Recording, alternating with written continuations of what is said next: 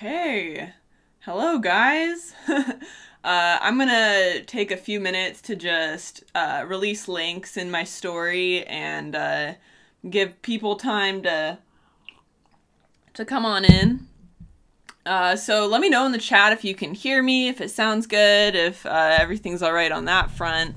My microphone has been a little bit weird recently, so yeah, let me know. Let me know if it sounds okay. I'm gonna be getting a new one soon, but I was gonna try to fix this. I was gonna try to fix this one. We've been trying for a few months because I don't like to buy new tech if I can avoid it. Hate for something I bought 2 years ago to end up in a landfill, but we've tried like 3 or 4 times to fix the cord for it, and so far it hasn't been great. It's working now though. It's taped up. So, and all right, people can say they can hear me. Awesome. All right, I'm gonna send the links out over social media real quick, and then we'll get going on this process adventure. This will be fun. Also, just wanted to say that like I'm kind of in like disbelief that the book hit the funding goal already. Like my goal was for it to hit like $10,000 today. And if I hit that mark, I was gonna be like, we're gonna do it. We're gonna hit the goal. But yeah, the fact that it actually, here, I'll put it up on the screen here. The fact that it is exceeded it, I'm just so like truly honored and blown away. Yeah, thank you all so much. I mean, like every single one of you, everyone who supports me, it's all because of you. It really is. I'm so honored to have such a truly incredible audience and such a truly amazing group of people. All right, I'm just gonna blast this out to Instagram, and then we'll get going. All right, live now. Link in a previous story slide. Awesome.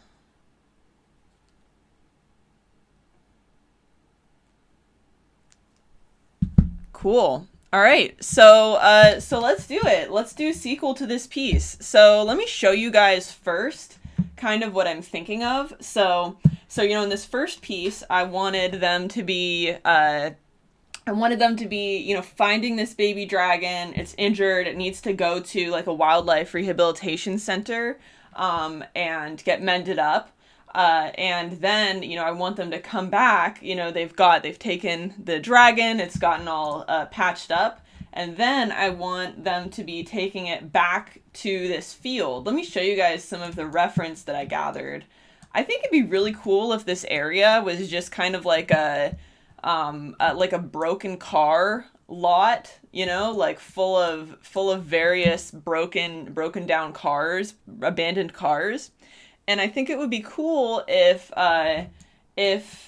they had the dragon in like a cage. Like we assume there's been like a time jump. They've got the dragon in like a kind of like a dog crate carrier, and they're standing on top of an old car and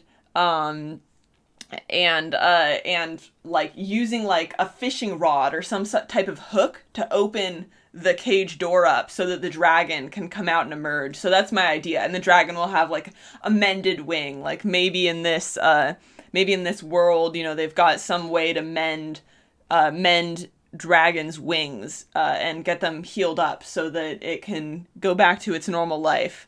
For those who are asking about signed copies, that is controlled. That's controlled by the publisher. I will reach out and ask them about future signed copies, about more signed copies. But that is something that I don't have control over. That's the publisher is the one who determines like those rewards and things like that. They're the ones who are like running the campaign and getting that all kind of figured out. So I'm sorry that I don't have control over that. I will talk to them about the possibility of adding more in the future, and also even if we can't through this campaign, even if we can't through this campaign, I once the pandemic is over, I do a lot of live events, and I will be like more than happy to sign anyone's book and doodle in it like at any point at a live event. So cool. Let's see. So let me put my reference on one side, and then let me open up a new canvas. Let me do 450. Don't want to slow my computer down too much. So let me give you guys my dimensions real quick. Let's call this Baby Dragon 2. So I'm going to do this at 16 wide, 20 tall, at 450 DPI resolution. And that's what I'll do to set up this file. And I'll go ahead and put that here. And I may move some of my reference to my other screen throughout the process of painting this, just because I have a 2-screen setup.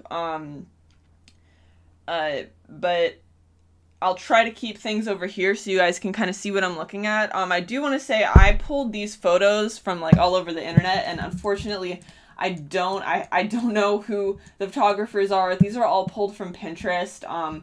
And I wish that I had realized sooner that I should keep track of that info, but I didn't think of the idea to stream until yesterday, so I didn't set up this file that way. And the stream will be available later, Lonnie. This will be available on my channel.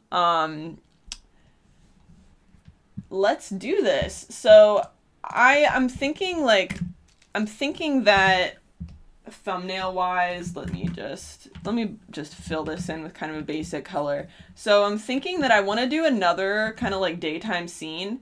I'm wondering if maybe like we put some cars in the background, like almost like a wall of these old cars.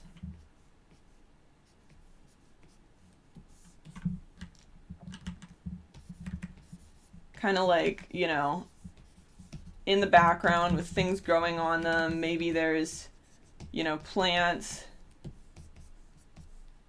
happening in the background. And then they could be on one closer in the foreground.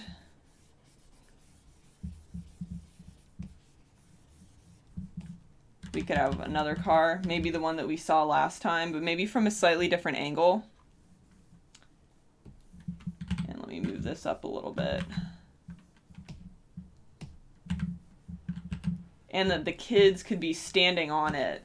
So the kids could be standing on a car, on the roof of it. This is my incredibly rough initial pass.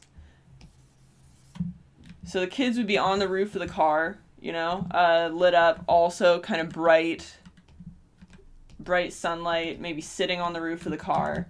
And then there'd be a cage kind of in front here.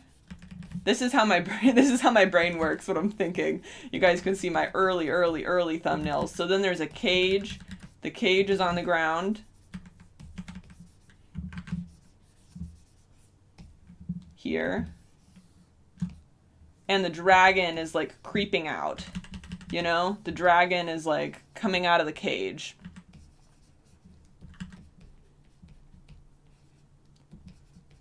And that we'll be able to see that the wings are mended. And we'd probably want this to be actually up a little bit higher. And I'm going to want to reconfigure this now because this composition is not the ideal, right? This is just super early. So we know what we want now. I want the two kids standing on a car. And I want the dragon coming out of the cage.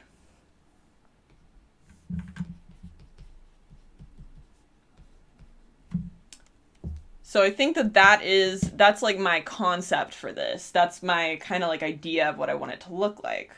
So let me add this to my Instagram story. I'm trying to keep the Instagram story up to date while I stream too, for people who just want to watch it, you know, like normal in my Instagram story. So you guys will get to kind of hear me think of how I phrase these for the process adventures. So first I'm going to put, let's do the process adventure.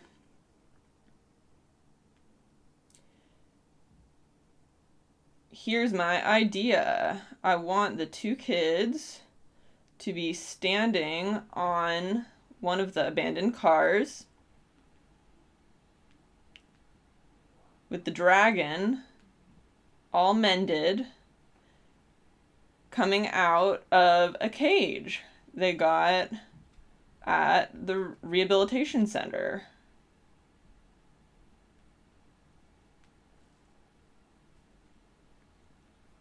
So that's kind of my ideal idea for this. Now I'm going to do a few different versions of the thumbnail. Let me start trying to think of this kind of in a more compositional sense.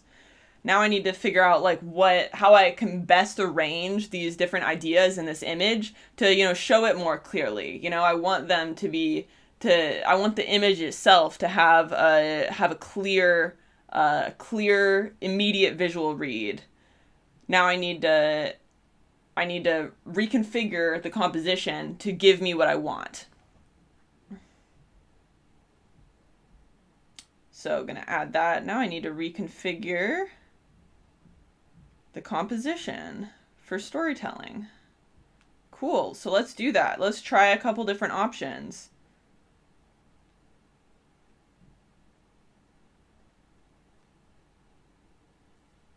All right. And yeah, the stream is going to automatically post to my channel as far as I know once it is complete. And I don't know that I'll finish this on stream. I think I'm probably going to get tired after a few hours. My health has not been the best recently. Some of you guys probably know that I have a chronic illness and it's been a little up and down. So I probably will do about 2 or 3 hours on this piece on stream, and then finish it in my Instagram story, or possibly stream again if you guys are interested in seeing the rest of it. We'll see how it goes. And as for why I did the sizing the sizing this big, so that is just for printing, like people were mentioning. I actually often work at 600 resolution. I really like having things super big so that if I want to ever do something really, really big with the file, I can, but 600 is pretty overkill. So this should be totally fine, and it will keep my computer from having issues, you know, while I'm streaming, just because streaming with super large files isn't always the best. Although this computer probably could handle it. I haven't streamed on this computer very much. I upgraded my computer since I was streaming on Twitch in the past, so it seems to be going all right so far. Don't seem to have any lag or anything, which is great. Awesome. Okay, so let's reconfigure this. So first thing I'm going to do is let's just screenshot this and put it here, just so that I kind of have that image in my mind. Okay, so let me fill this again with gray. And let me think of a more interesting way that we could do this. So I already did the car, like last time I did the car coming from like this direction already, right? Last week we did kind of this type of deal.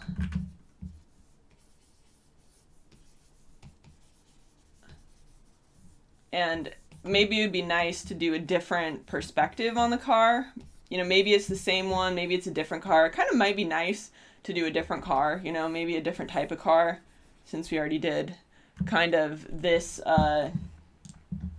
this type of old car. Maybe we could do more of like a boxy car, something like this. Let's see, what else could we do? Or something like this, that could be neat.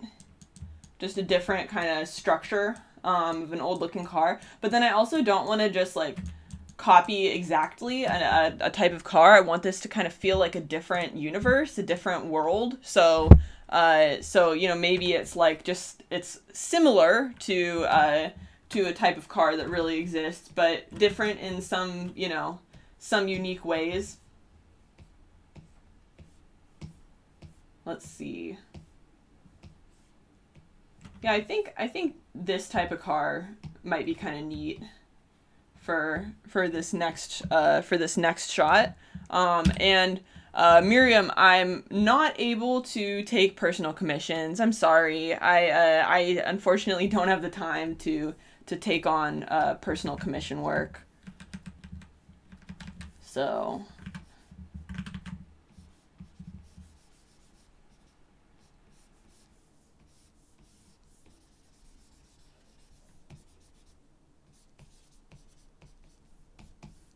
maybe they're standing on the back of a car rather than the front of a car.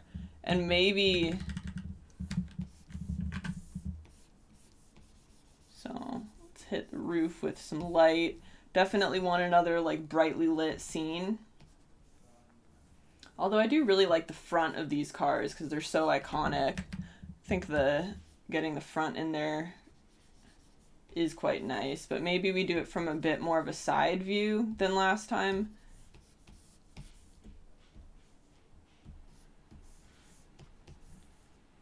And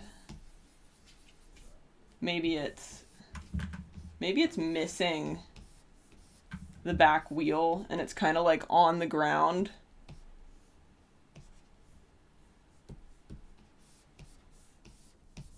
Could be kind of like on the ground, collapsed.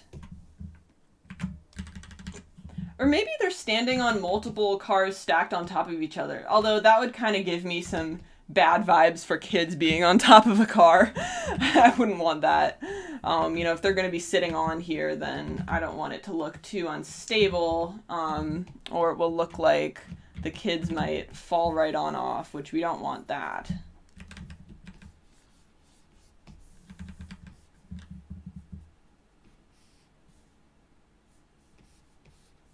Let's see. So I know I want them on a car, maybe kind of on the middle here. Want bright light hitting the ground. Want some really bright lighting. And I'm thinking we can go dark behind them, like really darken this up back here.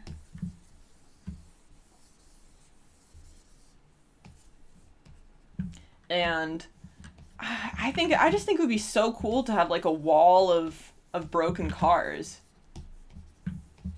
Like what if there's a bunch of cars facing toward them back here that are all like stacked on top of each other and like old and broken, but kind of like in the shadows. So not super clear, just kind of in the back there, solidly in the shade. And that could be what's behind them. I think that could be pretty cool. That's kind of exciting to me. And there could be trees and vines, growing all over them back here. There could be like all kinds of winding trees. And it could just be this like huge overgrown, junkyard. And maybe these trees, we can kind of imply that the trees are what's casting the shadow. Like maybe we can start seeing some of the foliage come into the light closer to the top, start catching some of this light as it comes forward. But we can imply that in the back, this is all kind of in the shadow of these trees.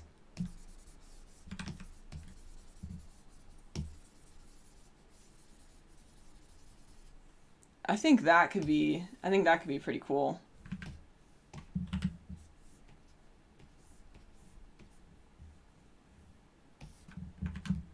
And then we want, open space on the ground in front here.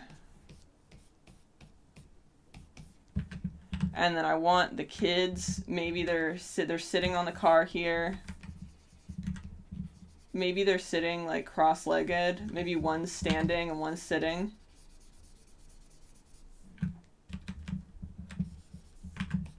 And then we need this cage.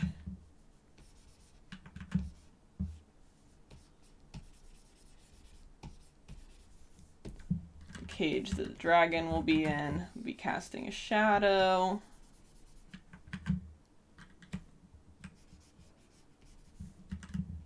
And maybe we put this forward more, actually. Like, maybe we put this up here.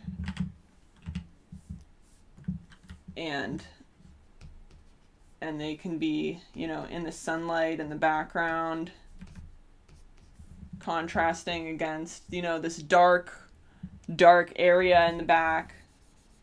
And then we've got this cage in the front, and the baby dragon can be creeping out.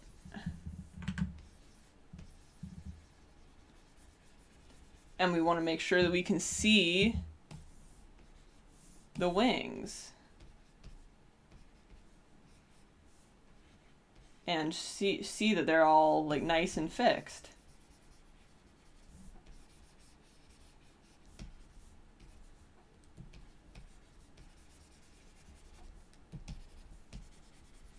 I feel like that would be pretty cool.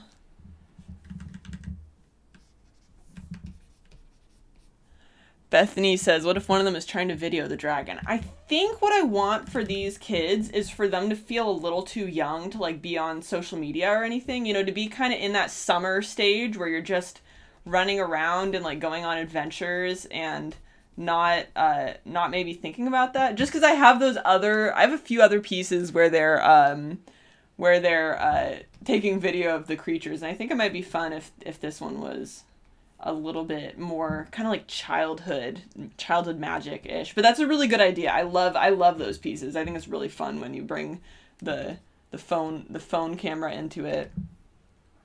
Let's see. Maybe we cut in a little bit more. Like maybe we take all of this. Let me merge it down and let's bring it in a little bit more. Yeah, I think that could be cool. So like maybe we, instead of seeing, you know, like the whole car, we just, we have them like on a part of it. And, yeah, I love that. And I think essential composition would be really nice. So something that I noticed is that I actually haven't done very many central compositions. I've mainly focused on kind of like winding like back and forth zigzagging compositions. So I think it'd be cool to do a central composition.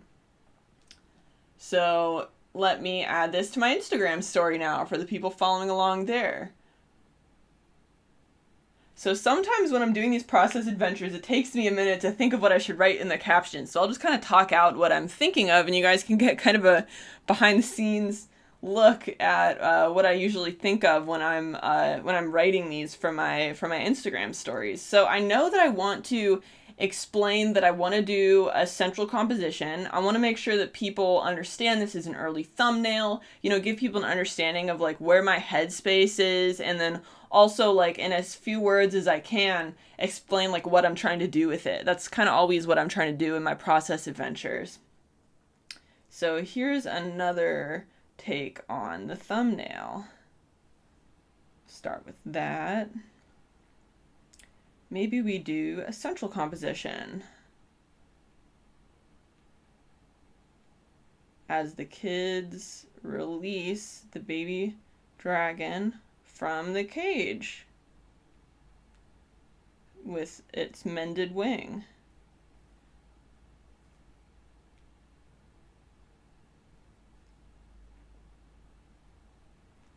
Awesome. Get that out to my story. So that gives you guys, here's my super early thumbnail. So now that I kind of have an idea of just the general composition, time for me to make a layer on top of this, fill it with gray, and start actually drawing on top of the line now. So I kind of do this back and forth process where I will sketch in value because I find it easier to get ideas out in a short period of time with value. And then then I go back and forth between line and value until I get to like my end goal, my end composition. And for people asking if art is my job, it is. Yeah. I work in the animation industry for the most part. I for the past like 4 or 5 years, I've been a background painter on the TV show Disenchantment. And for the last season, I was the lead background painter on Disenchantment, which is on Netflix. And production for that wound down recently. So I've been working on the art book actually pretty much since then. So the gap between that then and now, I've been working on the art book, and my work on the art book is more or less finished now. The book is pretty much finished, and it's funded. Actually, shall we check on the Kickstarter? Gosh, I can't believe it. Let's see. Oh my gosh. Yeah. Oh my gosh, 56,000. This is incredible. I'm really blown away. This is amazing. Wow. Yeah, this is so cool. I'm so happy that we're going to be able to reach some of these. Some of the stretch goals are so cool. Like, I really hope they get unlocked, because the stretch goals apply to everyone who's ordered a book, and they like apply to like every single Kickstarter book sale. And then some of them will actually just apply to like every book in the future. Like, they just upgrade the book itself. So really excited for those. It's looking like we might hit them based on today. Which, whew, oh my gosh, I'm still in shock. Like, I feel like I haven't really processed it. It's really amazing.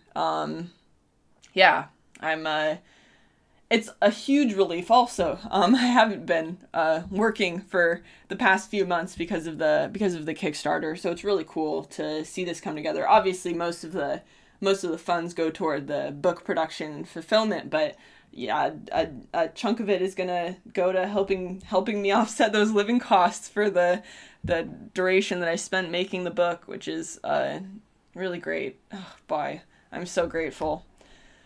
Okay, all right, let's do this. So first I need to find some reference of like boxy cars so that I can draw this a little bit more realistically. So let's see, let me pull a Chrome tab over. Old boxy cars. Let's see, not bold, old. Yeah, these guys. Cool. Yeah, I really like this shape. I feel like this shape is like what I want to kind of capture in this shot. All right, I'm gonna pull this to the other screen because I don't have enough space on my one screen, but that you guys kind of get an idea. If you want to kind of see the kind of color I'm looking at as I draw, then you can just search old boxy cars, and that's the page that I'm looking at over there. So bring that up, bring the opacity up a little bit. So now I'm just going to, I'm going to sketch. Let's sketch the car first. I think let me turn this all the way up. I think the first thing that I'm going to do is actually just try to sketch the whole car, because it's going to look a little bit better than if I just do a portion of it. Like, I always recommend sketching through your concepts as much as possible. I just feel like it makes the image look more complete when you sketch through your concepts instead of just the part that you see. I've always felt like it improves the like final appearance of my work, at least. So I want to shape kind of like that. Block in the silhouettes first. So something kind of like that. And I want to do like a central composition. So I think we'll do like 1 point perspective coming forward, more or less. So that'll make it a little bit easy to draw this car, at least. We can put it more or less right on the horizon line so that it will be just pretty flat and easy to get in there. Kind of graphic. Like, I'm thinking that this piece can have kind of a graphic quality to it that I think will look pretty nice. because I do a lot of more kind of winding like scene-based illustrations. I think it will be kind of cool to do a more graphic type of illustration. And I get straight lines by holding shift if I'm going this way or this way. But then if I'm not going that way or that way, you just tap and then you hold shift and then you tap again and it makes a straight line. And that's for Photoshop. But if you're working in like Procreate, then you just hold down. And for Clip Studio Paint, I think you also just hold shift. There's a way to do it in all three of those programs, and those are the three that I am familiar with. Maybe this car is like has no wheels. And it's just on blocks on the ground.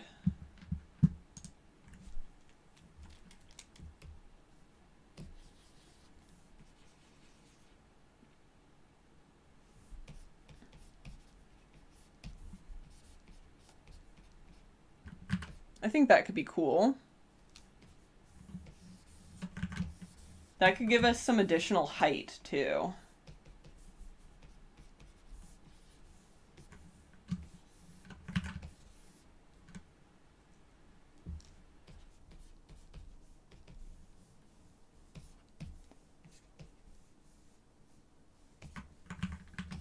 All right. Now let me go in and do a little bit more detailing. So I'm actually gonna pull this reference off to the side also.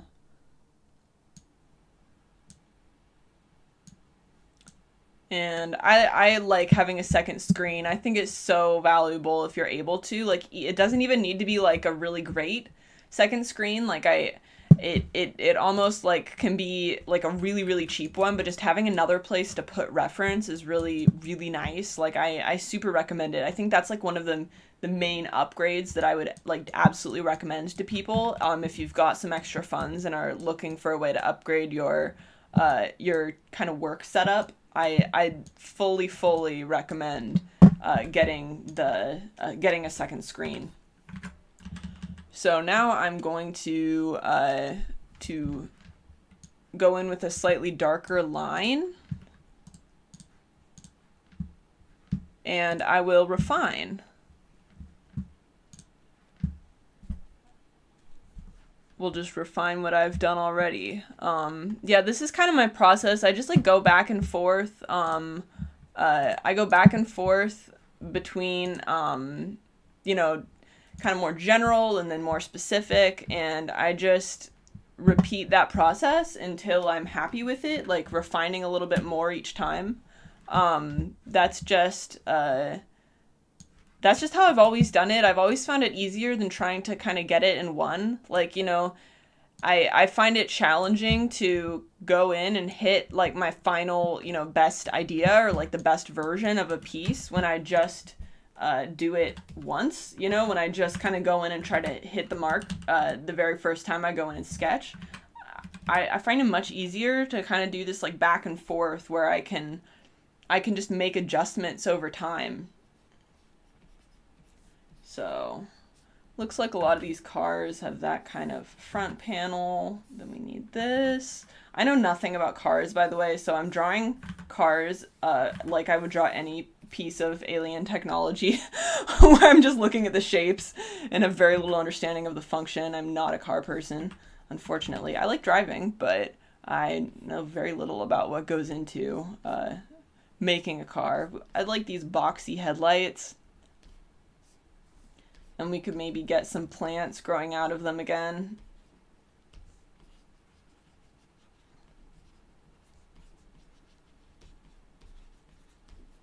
Kind of like that. And then maybe the bumpers hanging off.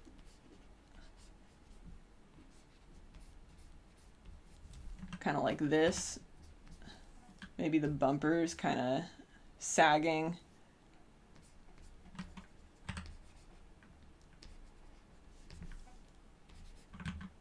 And falling on some other piece of rubbish. Let's see. Then I want maybe like a super dented area over here. I want these panels to feel dented and broken and old, because I'm going to add lots of, lots of weathering, lots of plants and moss, and make it look really, really old and kind of grungy. So let me get this panel in.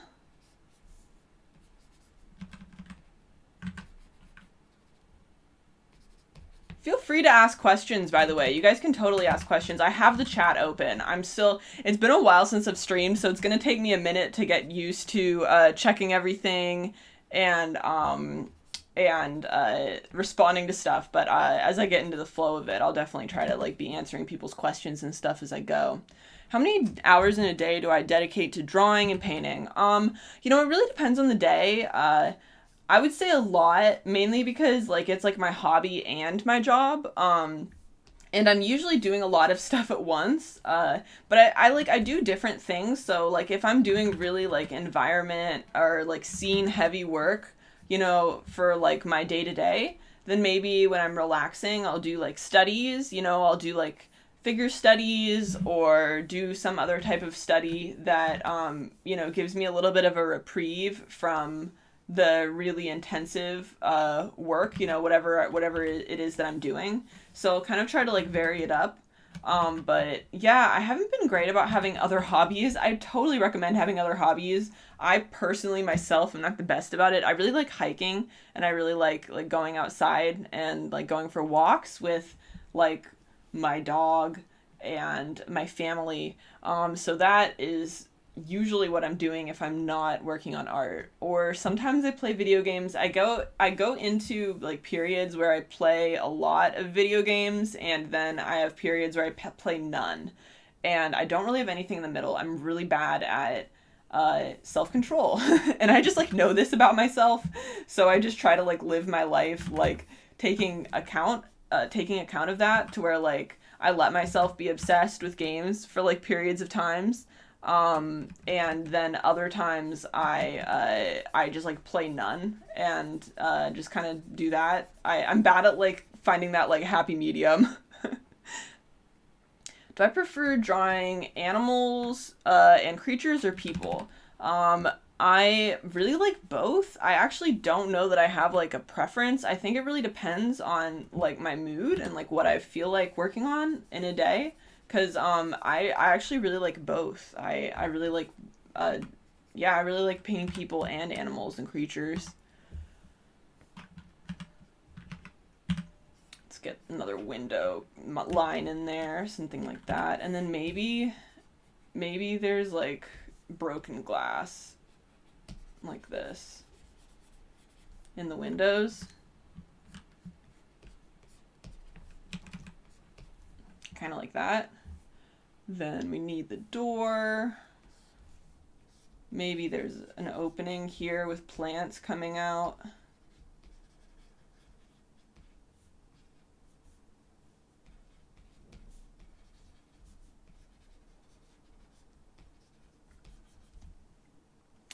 What are my favorite hiking spots? There's a ranch near me that I'm not going to name just because I don't want to give away my exact location. But there's a really beautiful ranch. I love going there. We went there 2 times recently. We went on this trail that takes you up into the mountain, which I think is really, really nice to get the view of everything. I think that's really beautiful. I also, when I'm back in LA, I love the Vernal Falls path. I think that one is so gorgeous. Okay. Harshita Garg asks, I know you mentioned that you usually do this canvas shape and size because it fits into Instagram, but how would your composition process change if you did a different canvas size? So, this is actually also a really standard print size, so it actually works really well. This is an 8x10, 16x20 print size, and I really like working in that size because it allows my prints to be standard, so that when I run print sales, you know, people, like all my prints are like, you know, the same size so that people who get multiple, you know, can put them next to each other and that they look nice without any issues. So I've kind of worked that size I actually worked that size before Instagram like even updated to allow for non-square pieces. So it actually just kind of worked out really well that that the size that I chose for my prints to mainly be is the size that works really well for Instagram.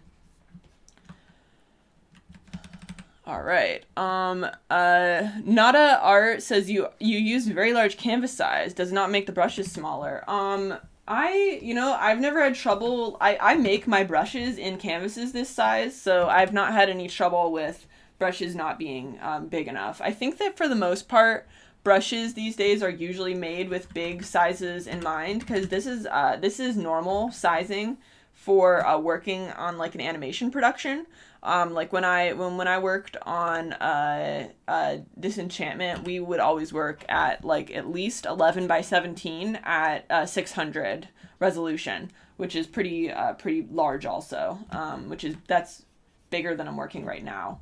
So that's pretty like standard for the industry. So I think a lot of, you know, the brush makers are, you know, keeping in mind like what people need for the jobs that they do when they make them. That's my experience at least.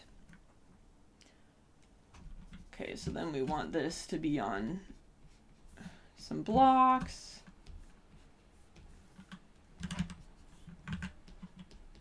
And maybe this will be covered in ivy, kind of like this. And if you guys want to know a cool trick for plants, if you make a new layer and add a stroke effect, make it black, or actually I'm going to make it this gray color and bring the size down, then look at this. It gives it an outline. So here, if I turn that down a little bit more, so now if I go to one of my foliage brushes, let's see, grab one of the ivy brushes, oops. I can block in ivy really easily, like this.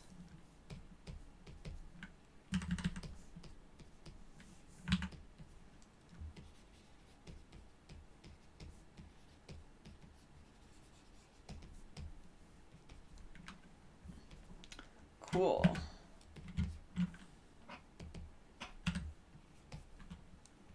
I think that's really fun. I feel like maybe we need like a tree like growing out of the back of it or something. Like maybe there's a tree growing out through like the window.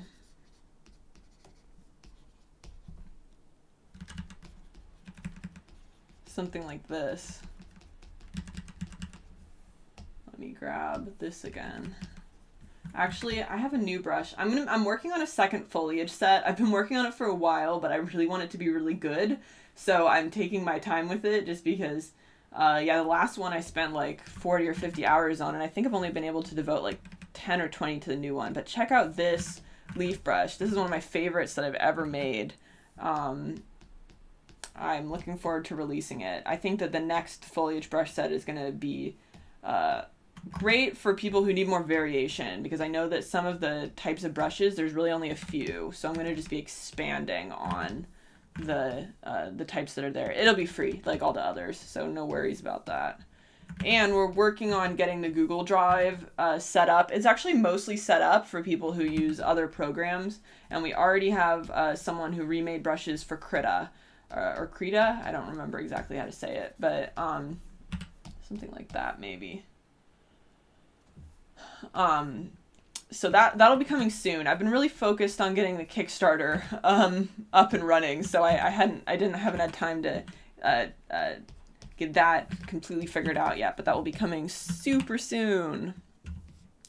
Awesome. So here, I think that's working really well. I think that'll be really cute. So it's got a little plant growing out of the window. Maybe it's like twisting around like this. And Creta. I don't know how to say anything. All right, let me add an update to my Instagram story.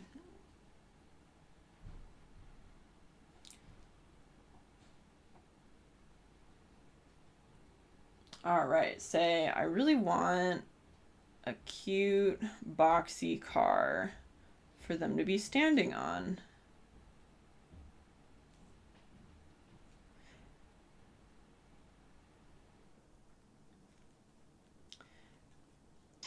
I want to do a flat central composition this time.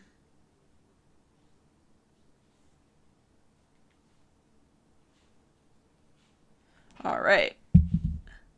Cool. Did working in the animation industry influence your art process? Totally. Yeah, I've learned so much from working in animation.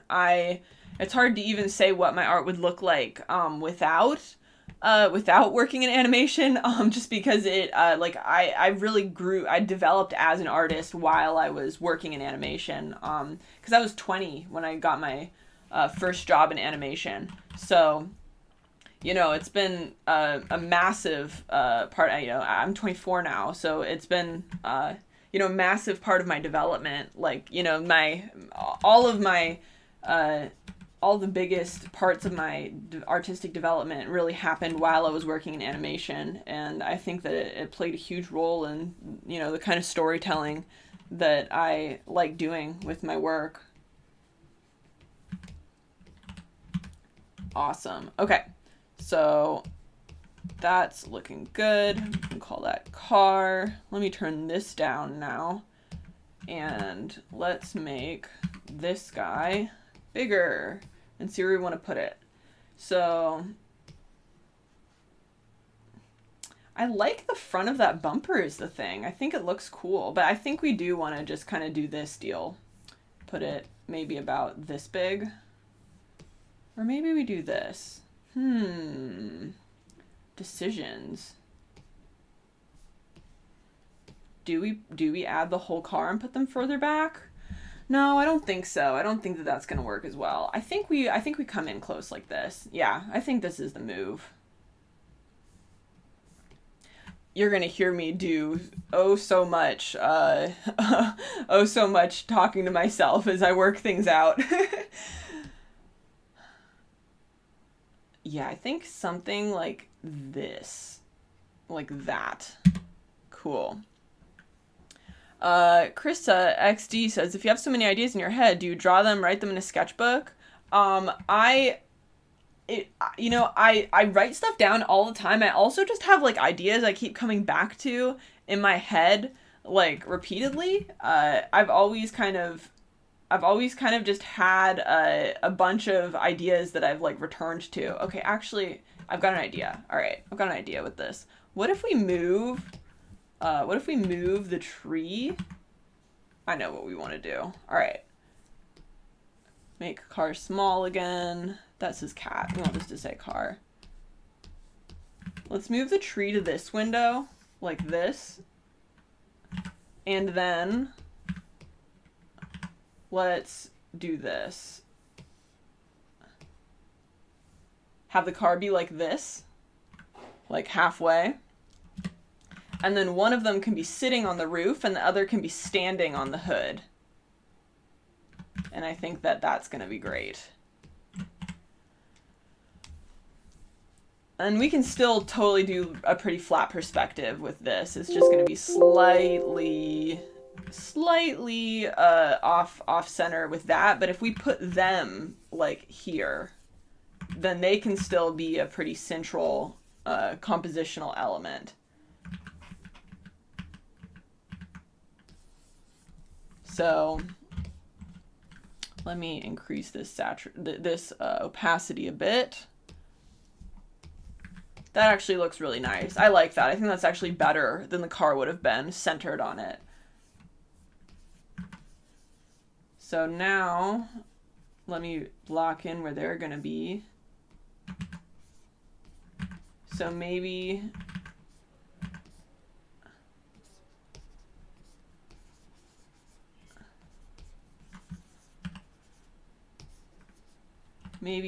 one of them is sitting on the roof here.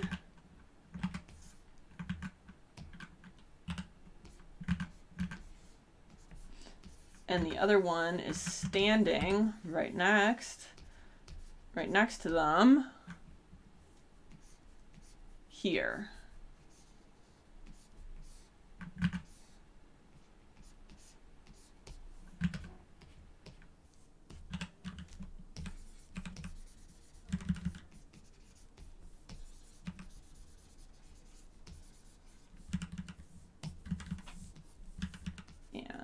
They will be illuminated brightly by the sun. Gonna do like another similar time of day, I think. Maybe a bit later, actually.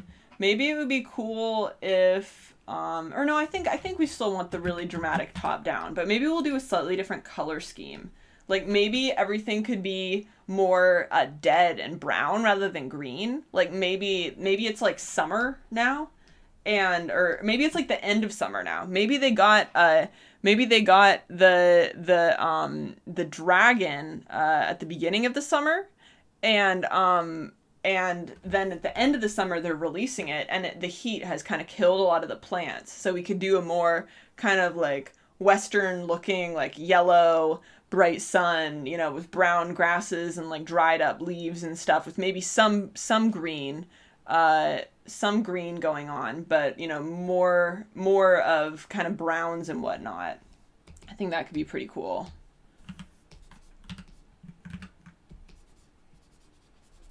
All right. And they need to be a little smaller. They're looking a little big for kids. Like that. Awesome. All right, let me update my Instagram story now. Cool. All right.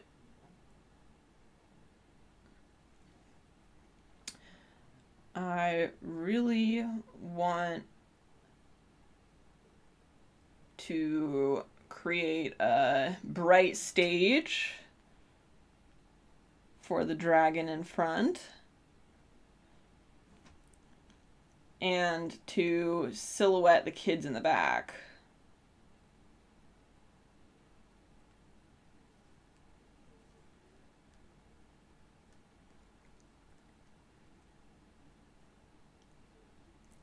Having fun designing this car. All right, and let me open the question box up on my Instagram story so that I can make sure I'm not ignoring everyone who's following along over there. All right, let's get the question box open too. It will take me a bit longer because I'm currently streaming.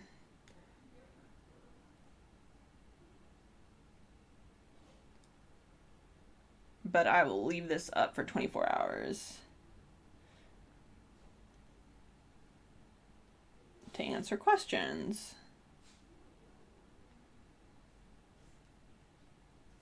All right, let me get the question box in there.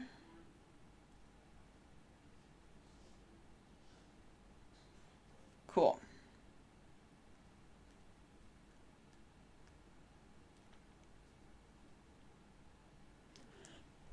Got that in there. All right, can light subsurface scatter through dried plants? It can. It turns kind of like a pinkish color. I actually, when I was out last time, I actually got reference of that. Let me see if I can pull that up and actually put that on my screen, and I can use it as reference for the piece, because I found some leaves in the sun, some dead leaves in the sun, because I was already kind of thinking that I would need reference of something like that. So let me send that to myself, and then pull it up on the screen.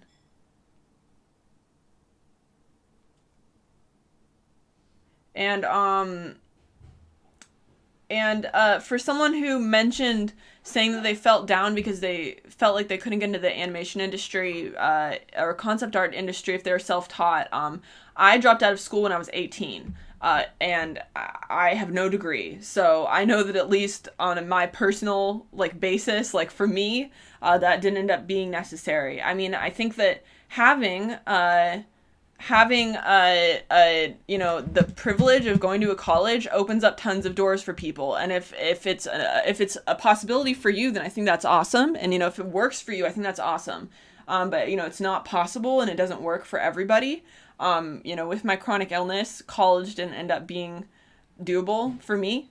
Just the way that the way that it works was not really a possibility. It was too difficult for me with my chronic illness. So I found another path. I took some online classes. I got a Schoolism subscription.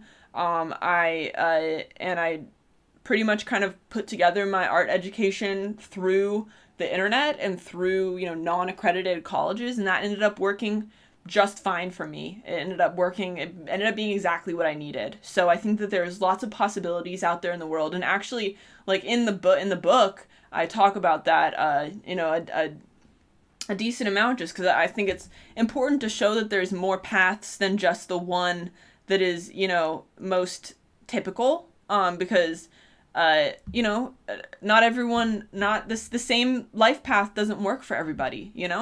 Different people have different needs and different paths that will end up being correct for them. So I would say that there's lots of different ways to reach the same goal. There's more ways than we might think at the outset.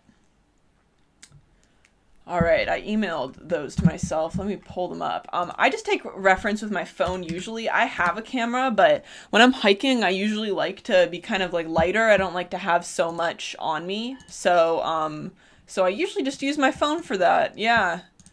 So here, let me pull this into Photoshop. Download these.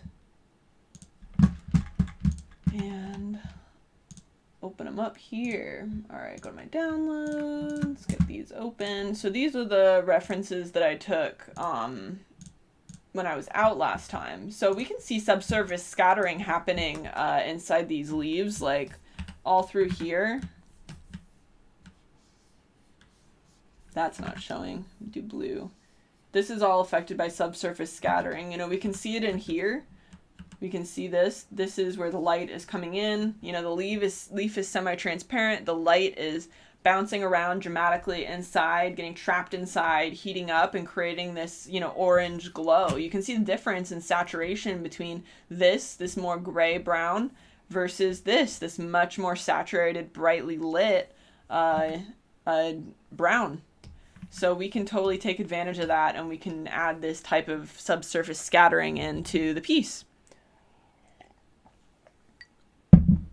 And I had a Tumblr post about art education. I wrote that when I was 18 or 19 as I was going through the process, and things have changed. There's better, I can do a better job with that post. So I'm planning to actually put together more of a Google Doc type situation, more so than just a Tumblr post that will be easier to keep active and keep updated, just because, new opportunities happen all the time. So I wanted to compile stuff in a better format. So once the Kickstarter project is complete, then that might be one of my next tasks is getting that kind of pulled together for people who wanted it for reference. Let's refresh the Kickstarter page. Oh my gosh. I was so nervous every single time. Oh wow, it hit 60K. Jeez, that's amazing. I think I'm gonna be in shock for the duration of these 29 days left. That's pretty incredible. I am truly blown away, man. All right, stick that back over here.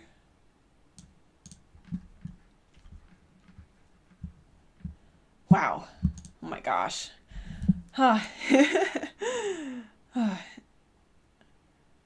It's so hard to even like it's so hard to even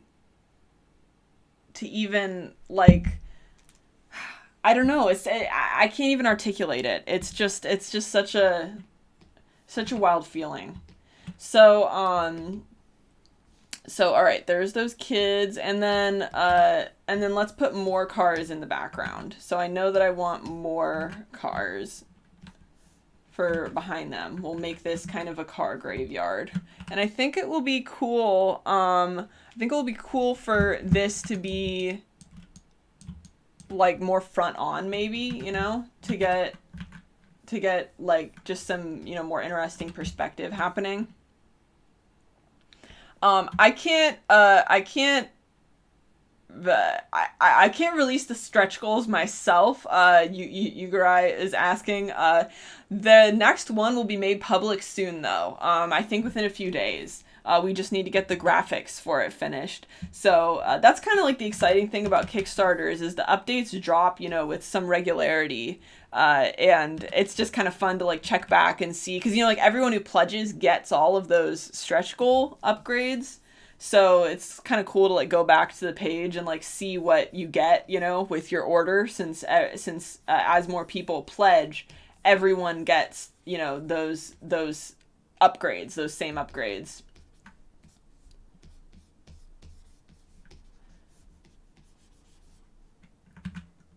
So we'll do that. And then maybe there's one that's a bit more forward. Maybe facing this way a little bit more, kind of like this.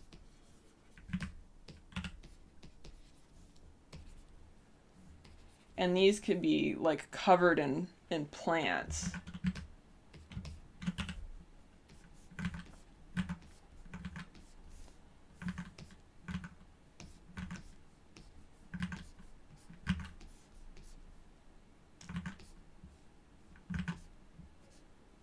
Maybe there's a truck back up here.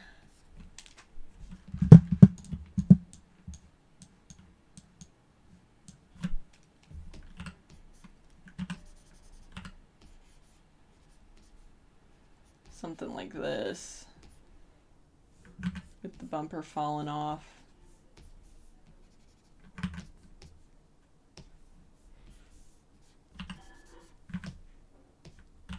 And then there can be lots of plants growing all through it. Cool, I think that looks really neat. All right, let me update my Instagram again.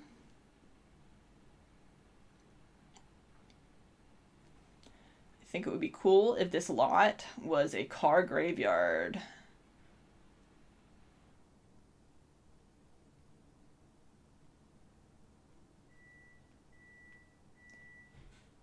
And the car from last week was just on the edges. I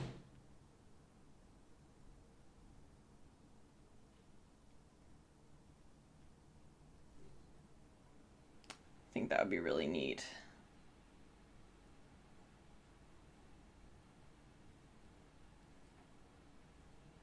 Got the Instagram. Forever Zero Dragon says, I think this Kickstarter is opening a window to a new world for you. Gosh, I agree. I really can't believe that it has funded already and that this is happening. It's, yeah, I don't know. I really can't process it. Like, I know that I have, like, kind Instagram. of... Oop, pause that. Don't want that.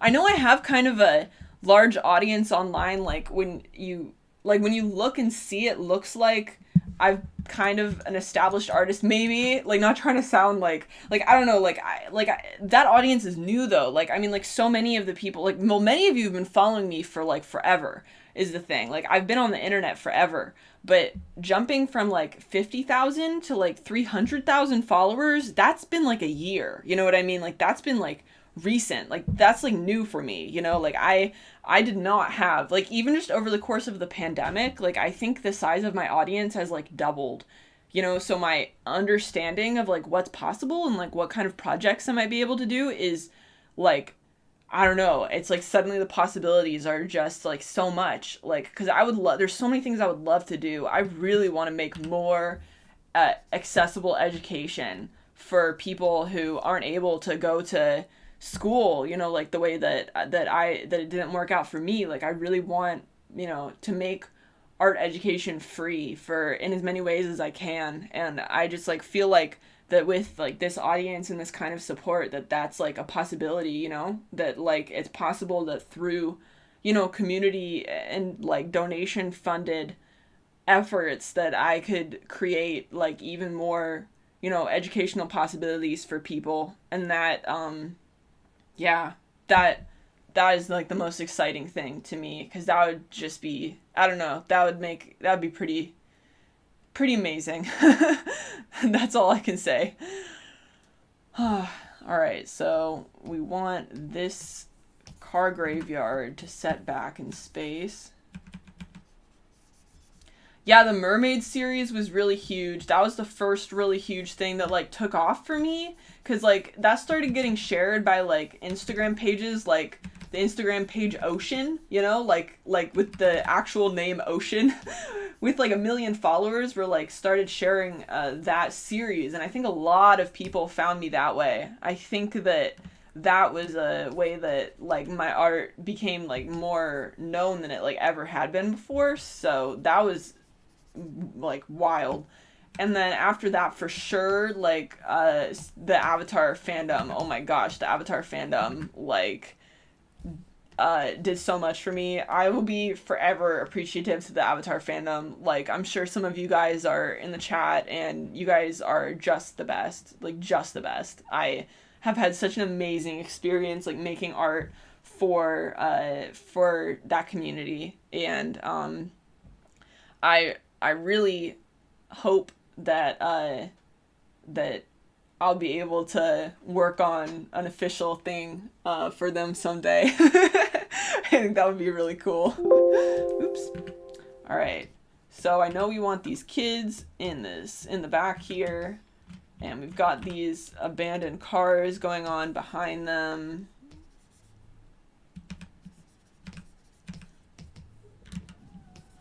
And we can really set that back in space, with shadow, so that they stand out.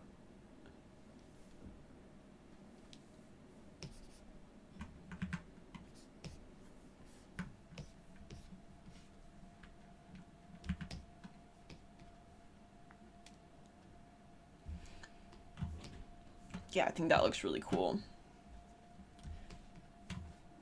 And for those who are in the chat talking about free education stuff, yeah, that like for me that's like the goal, is to make everything free. Like I want to release everything educational as free as possible. I truly in my heart believe that education should be free for everybody, and that free education is one of the ways that we can work toward more equitable art industries, more accessible for everybody. I think that, free education is only going to get us so far, because there's other issues that, marginalized people are facing, in order to try to get into the art industries. But I think it is a start.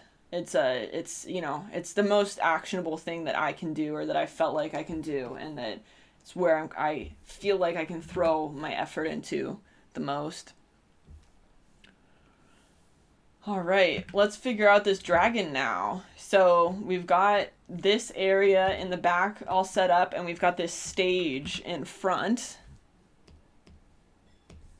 And we're going to want to light this.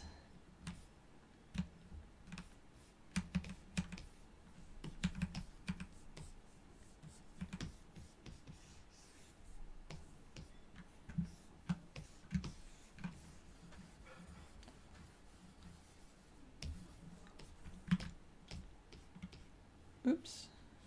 All right. So now we need to figure out how to compose this front area. And what we're going to put up here. Like, we need some sort of lead-in element, actually. Let me figure that out first. Maybe we've got, like, old tires, like, tires? Like, what would be in an abandoned car graveyard? Let me actually open up a car graveyard and let's take a look. Yeah, definitely tires. I think like a stack of tires would make a lot of sense here.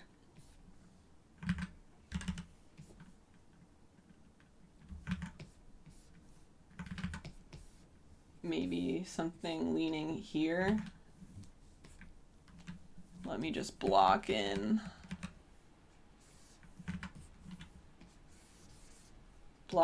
a foreground loosely.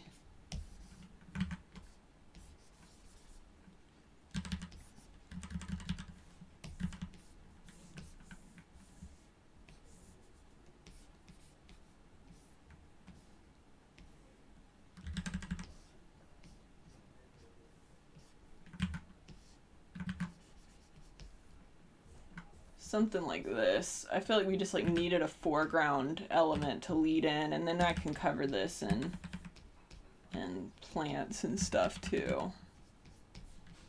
And then we can put the dragon back there.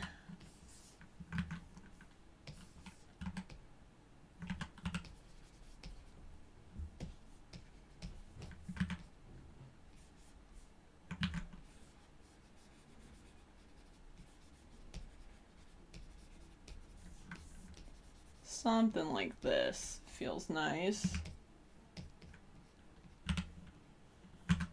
Having like foreground, middle ground, background helps so much in illustrations. Like I always try to get at least a hint of it every time I can. I think it does so much for getting the piece to have depth and to read as having depth.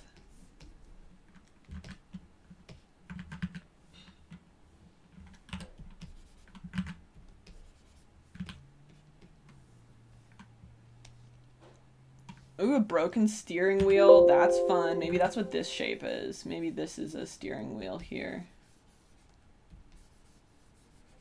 Something like that. Thanks. Who just said that? Delta Link the Linked. Thanks for that idea.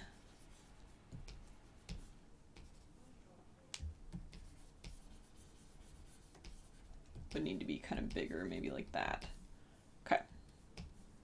So something like that. And then we want the dragon. So definitely need to get that dragon in there. Let me actually, I think I'm going to throw behind the kids into a bit more of shadow real quick, just so that they stand out a little bit more. Kind of like this.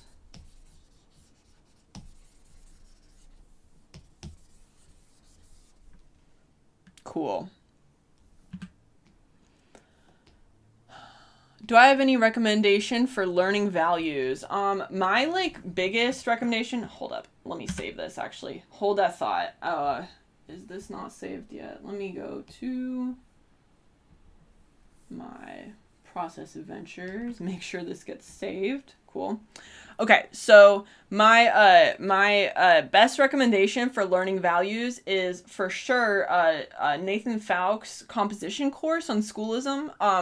A schoolism subscription is like, I think $30 a month. You could definitely go through it in a month. But I know that that $30 is not possible for everybody. That is if you have $30, that is totally my my recommendation, because that class is just so good for value. It really will give you like a totally different understanding of value. Not sponsored at all, by the way. I just really like it.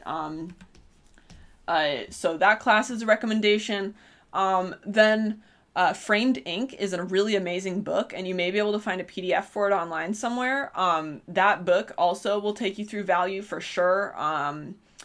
Framed Ink 2 is also really nice, and then the Framed Composition series is really good. So yeah, pretty much every book in the Framed Ink kind of family, I totally recommend. Cool. All right, so I got my foreground in there. Let me update Instagram again. I haven't, so as far as streaming goes, I do want to start streaming more again in the future. However, I need to figure out how I can do this in a way that will be, okay for my health. Just because it's really hard for me like streaming is really energy intensive, and it's not something that I'm always able to do. It's like it drains a lot of my energy a lot more rapidly. I really love doing it. It's really fun and wonderful, but I need to make sure that I do it at a pace that is like reasonable. So it's possible that I might be able to get into a habit of doing like maybe one stream a month. So maybe one of my process adventures every month would be streamed. That feels like it would be you know, kind of spaced out enough that that it would not, that I'd be able to keep up with it without it being dangerous for my health. And then, you know, if people are understanding of the fact that I may need to cancel them from time to time, then I think that would be that would make it easier. You know, I know that like everyone who talks about streaming always says to just like make a schedule and keep it. Unfortunately, that's like challenging for me, just because like my chronic illness doesn't really listen to schedules. It's one of the things that makes my career the hardest, just because like I can have a day where I wake up on 10% battery life. Like that's like the only way that I can really describe it. But I have some days where I just, you know, I get sick, I don't sleep through the night, you know, I end up needing to go to the hospital or something, and then, you know, the whole next day I'm just like exhausted.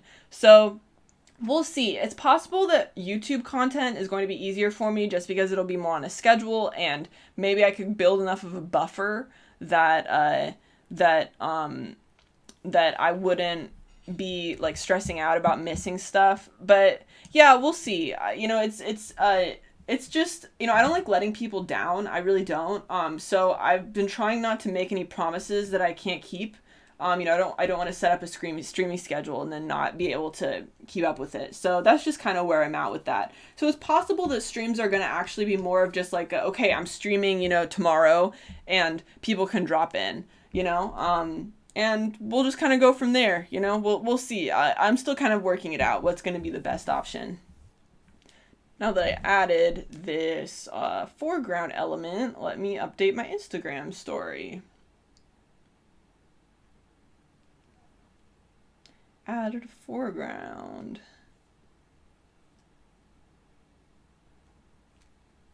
These foreground elements really help create depth.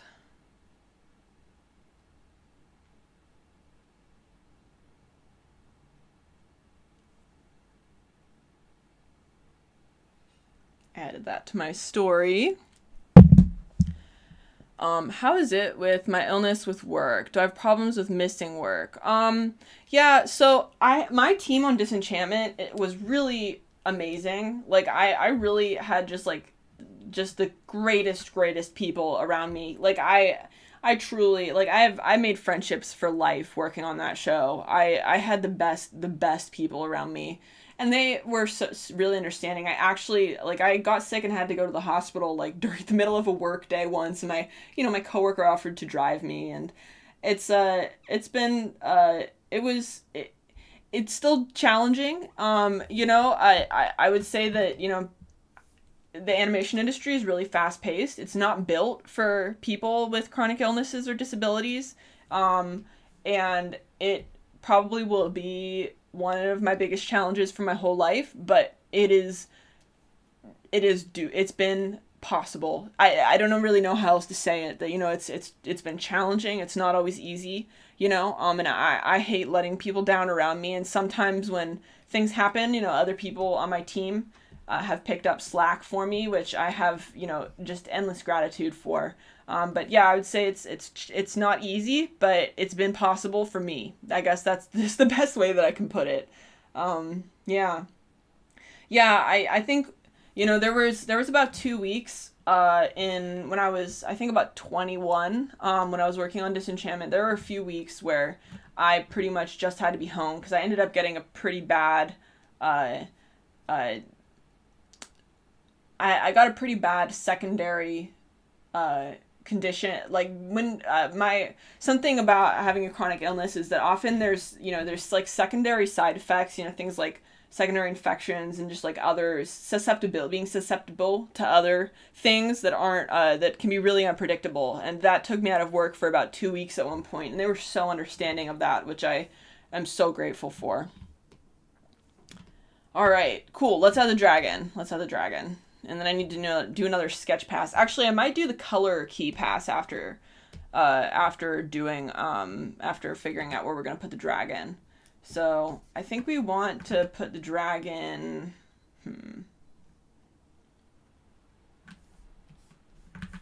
maybe here?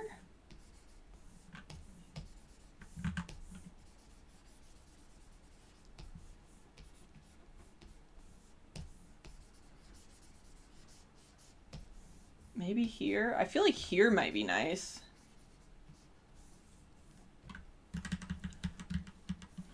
RBK Ninja says, how do you avoid frustration with your own work? Either the pace it takes to create it or not liking the outcome. You know, that is a really great question, and something that I've struggled with for pretty much my whole life is learning to be kind to myself when things aren't going well. It's hard, you know, like as artists, I feel like it's hard, especially in the kind of world we live in where, you know, it's like if you want to make this your job, then being good affects, you know, and making work that you like affects your livelihood. It affects your ability to live and eat, you know, which that adds so many layers of stress. You know, it's so challenging to exist in this world, you know, and then to add, you know, your personal identity on top of that, of course it's frustrating. Like, I think the thing for me that was most important was first to be like, of course I'm having trouble with this. Like, what a huge thing to have trouble with. Like, what a huge difficulty, you know? Like, it's normal for us to feel, you know, frustrated and upset and to have negative emotions when things aren't coming out the way that we want them to, you know? Because it feels like there's so much riding on everything. And there really can be, you know? And that, first, like, normalizing that for me was really important. Being like, it's normal that I'm feeling this way. You know, there's not something wrong with me that I'm feeling this way. You know, it's okay for me to be feeling these negative emotions. Step 2 was to then say, okay, me being angry and mean to myself, me being, you know, angry at myself and being negative to myself, is that helping? You know, is that helping me at all? And the answer I landed on was that no, it wasn't. It wasn't helping me at all. It was actually making it worse a lot of the time, you know? It wasn't actually making anything better. It was just making the situation more difficult. And with that knowledge, knowing that that, you know, it wasn't making anything better, it was actually kind of making it worse. It was making it harder. It was making me more stressed out. It's like, oh, okay, well then the only answer is then we have to be kind to ourselves. You know, we have to take care of ourselves. That's where I landed, and that's where I've landed every time since. And that doesn't mean I'm perfect at it. You know, it doesn't mean that I am always good at being kind to myself. Sometimes I'm really mean to myself, but I try to catch myself in the act. You know, if I start berating myself or putting myself down because I'm frustrated and, you know, I'm not working fast enough or I don't like what I'm making, if I notice myself doing that, then I just actively like scream in my head and drown it out. Like I just go, nope, actually I'm doing the best I can. Nope, actually I'm trying really hard. Like, nope, actually I'm doing great. I'm doing my best. And I just say that over and over again, and I shout over my thoughts until, you know, I can drown them out and they're not happening anymore. And that's like what's worked for me. I know it might sound a little bit silly, but it's just, you know, it's like the most logical thing for us to do is just to be kind to ourselves and recognize that art is difficult, and that we're going to repeatedly, for the duration of our entire career, be dealing with the difficulty of you know, of the struggle of trying to improve and trying to, you know, get better and reach our goals. So being kind to ourselves in the process is like the only logical conclusion, because otherwise we're just going to end up spending so much of our lives, you know, depressed and frustrated and being mean to ourselves. That's kind of my motto. So I just try to counteract it as much as possible. Hello, Elaine. Welcome. People are joining at any time. Anyone can jump in and out. All right. Let's get this dragon in there. So I think we want the dragon kind of like creeping out.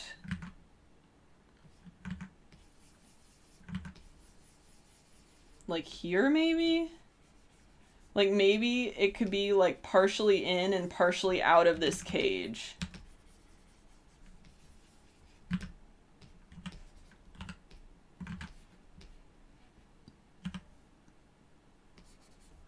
Also, for anyone who's missed anything or who needs to leave, this stream will be recorded. It'll just go right up onto my channel, so you can watch it at any point.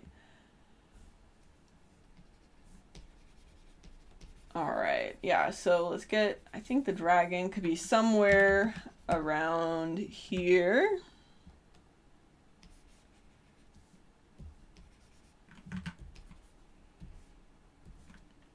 And then it will be brightly lit.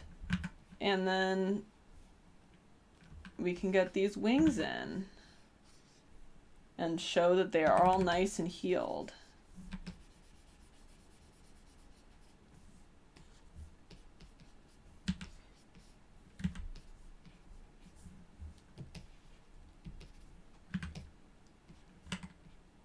Right about there. Cool.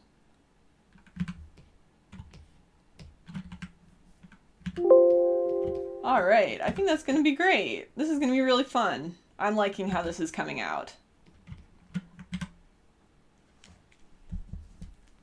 Let me add another update to my Instagram.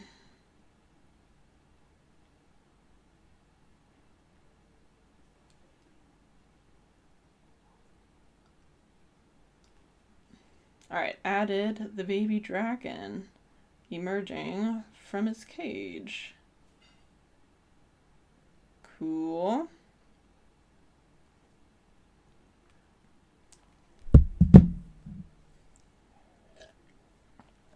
Astricos, enjoy your quizzes if you can. Thanks for coming by. For the do I have prints available question, I currently only have prints available through the Kickstarter. But if you want to pledge, there is add-ons with prints. And then in around, okay, what month is it? March. I think May. I think around May, I will run my next print sale. Actually, yeah, that'll be my next mermaid sale. So I'll be running another mermaid sale, either May or June. I don't know if I'll run it during, because there's Mermaid happens during May, which is like the mermaid drawing month. Maybe I'll run it in like early June. So there will be another big print sale with my whole underwater series, in the summer. And that will be my next big print sale. And I think I'm going to have other merchandise available then too. I'm going to try to make some more, sketchbooks or notebooks, most likely. Okay, RBK Ninja says, out of curiosity, how many layers do you usually end up with after finishing an illustration? I know I tend to get lost in mine, so I try to keep it rather limited. I end up with a ton. I end up with so many layers pretty much every time. I stay as organized as I can when I am working on a project, for a studio. You really have to stay really organized in that context, but when I'm working on my own work and I don't need to like give the files to anyone else, then I often am extremely messy. And that's just kind of my system that has worked for me. Yugarai says, could you please teach us how to paint water? The last shark painting was amazing. I could totally do that in a future process adventure. Maybe we could do another piece that is kind of like in that type of top-down water perspective, because I really like that type of top-down water perspective. I would totally do another piece. Maybe we could do another type of shark or some other type of sea creature swimming in shallows. I'll keep that in mind for the future.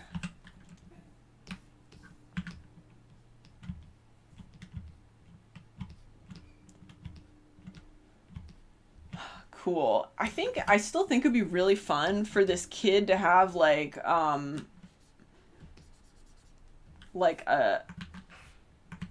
fishing rod or something, or something that he like opened this with, like something with a hook on it. Maybe like one of those sticks that has like a little claw thing on it. I'll work this out later. Let's do the color key next.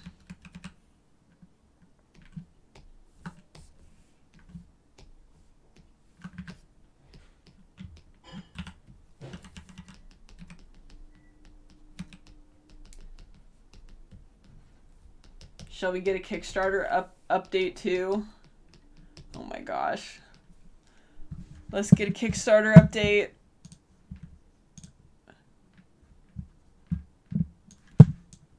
Oh, wow. Oh my god, there's almost 1,000 backers. 63K. Wow. Wow. What? Oh my gosh. Oh boy. You guys don't know how blown away I am. Varsha Year says, I ended up backing your Kickstarter. The first one I've backed in my life. One of the very first things I'm buying with my very first salary. Even with the relatively expensive shipping, it was worth it. Oh my gosh, thank you so much. I'm sorry about the shipping too. I unfortunately, like, the publisher controls all of that, so I don't have any control over it. But I so appreciate everybody supporting it. Thank you so much for supporting me. I am so grateful. RPK Ninja says, I'm looking at your Kickstarter and it said there'd be add-ons like a sketchbook. Is that available after the Kickstarter finished? You can add that to any order. So if you start an order, then there will be add-ons that you can add to the order, which are the sketchbooks and the prints. Okay. Servina says, what are some ways your personal art differs from the process you end up using in studio work? That's a great question. So most of the studio work that I do, it's very like segmented, you know, how to explain what I mean by that? Like different people do different steps. Like when I was on Disenchantment, I was on the background painting team. So we get finished designs, finished black and white designs. And then we paint them from there, pretty much. That's what our team did. And then we also would divide that out into people doing color keys / color design. So color designers, and then people who were just painting. And then we also had people doing both by the end of the production. So the difference would be that, like, then when I'm doing my own work, I do everything, if that makes sense, you know, like, rather than me just doing one piece of a whole, I do all of it when I'm doing my own work, if that makes sense.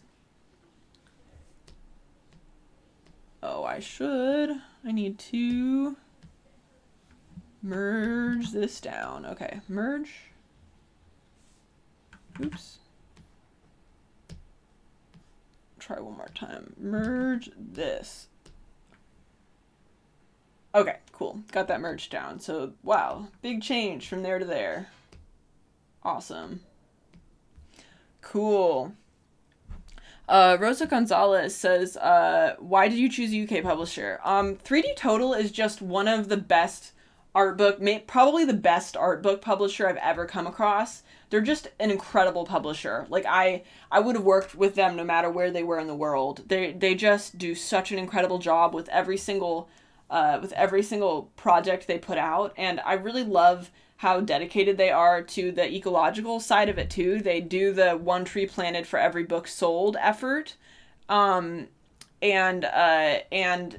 that is like super important to me too. I really like that they donate portions of their proceeds to ecological charities, and that those two things together, just the unimaginable quality of their books, which is incredible if you've never gotten one before, combined with the fact that they just like really care about the environment and like the impact that their books have on the world. Like, those two things together just made me know, like, oh yeah, I have to go with them. And Windows to Worlds is the name of the art book, just because I just thought that it was cool, since so much of my art has windows and I paint like fantasy worlds. So each page is a window into a different world, you know, that I've created in my art. Okay, let's do the color key. So I'm going to copy this into its own window, do 2 up vertical, put, where'd it go? Put this, no, leave this, put this here, and then this here. Okay, perfect. So make that smaller.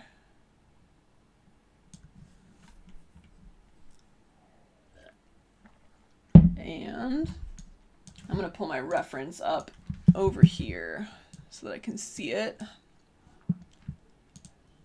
Oh, RBK Ninja, don't worry at all. It's yeah, no, it's just the name of the art book, just a name I chose because I thought it sounded cool. All right, so I definitely want this to have a bit of a different feeling from the other one. Like I want it to feel like a different color, you know, mood type of deal. So I don't know exactly what to start with in the background, but I'm feeling like starting with maybe kind of a warm brown, actually, something like that. Yeah, that could be really nice. And then we could get these different cars in here with different like slight variations on that color. I can actually put these the same size next to each other so you guys can see them a little better.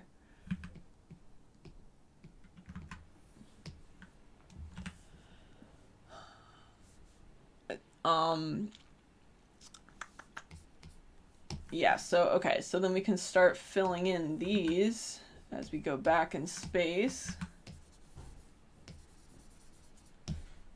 Start getting some more colors in there.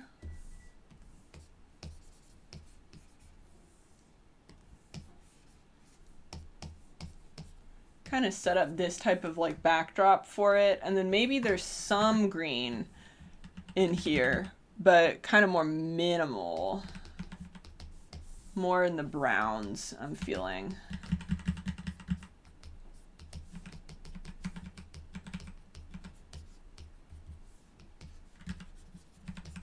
Kind of this, we can use this kind of green brown to indicate some plant life going on back here.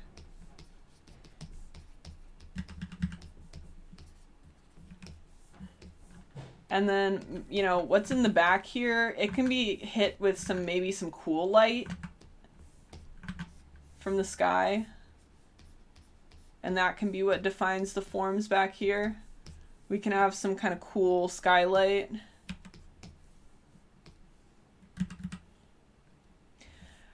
And Delta says a red car. You know what I was actually thinking? What about like a bright yellow car?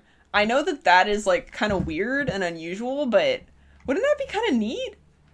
Because the last one was kind of reddish. Like maybe this is like a yellow car. I just feel like that might be kind of fun. Let's see. Grab a color like this maybe.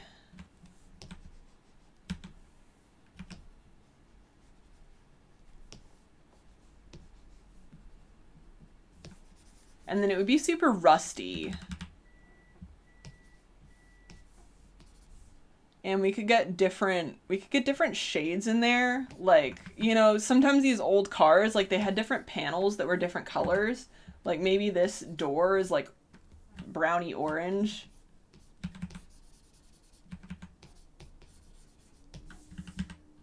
And then, you know, there'd be some like cream sections. Just like the way that these old cars had like different, you know, they had like these different patterns on them. Like maybe the roof.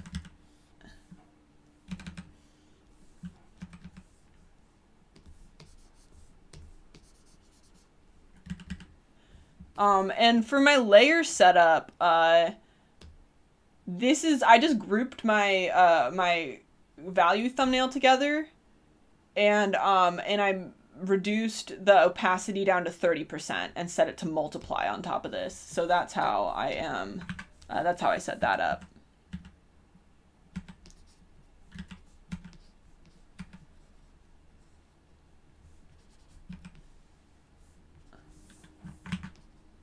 It could be an old taxi. Let me look up some references of an old taxi. Let's see, what did taxis look like? It totally could be an old taxi. That could be cute. Why don't we do an old taxi? That's a fun idea. Thanks, Yugurai.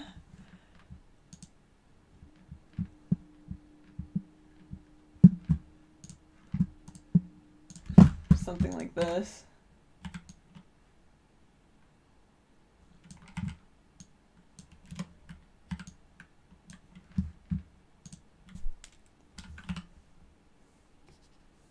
Then we could actually add in this cute little stripe along the side.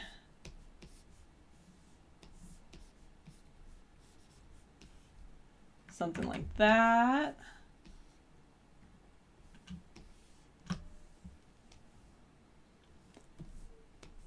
And then get this super bright.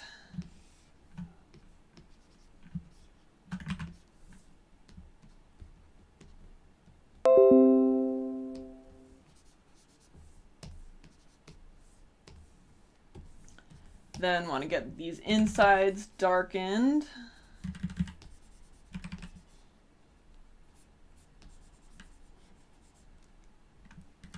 Like this. All right, let me take an update for Instagram real quick.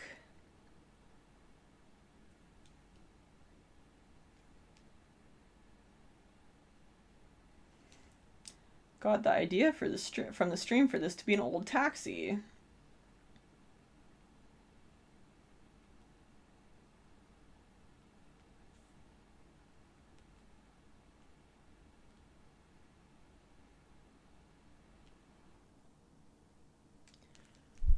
Cool. And then we want to get in the dark underneath here, like this.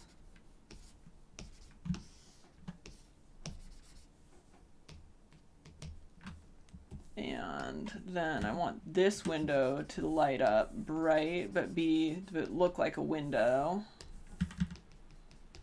And we're also going to want this to be more rusty. So let's start adding in the appearance of rust. Just so that I get those color notes in early. And like peeling paint. Like that. That looks great. This is going to be really fun.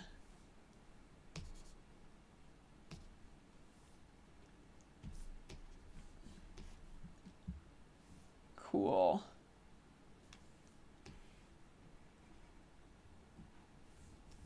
And there'd be a logo on the side here, it looks like.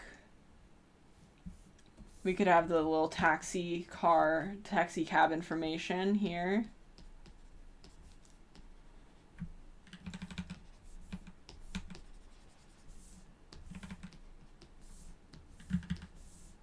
Get some blue sky notes in there, just a few. And then let me make a color dodge layer real quick and hit this with some bright spots. Like this.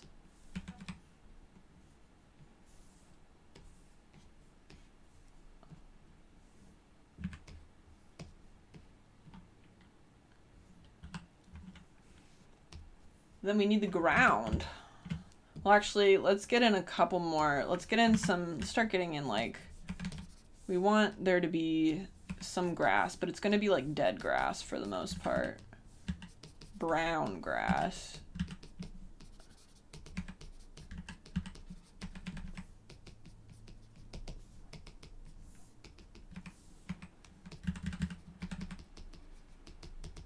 Oh, and we got to get that tree in, of course.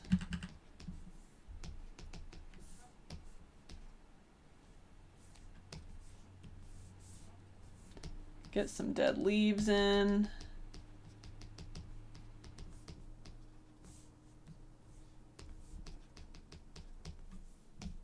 Dotted throughout this. And then let's get that tree in.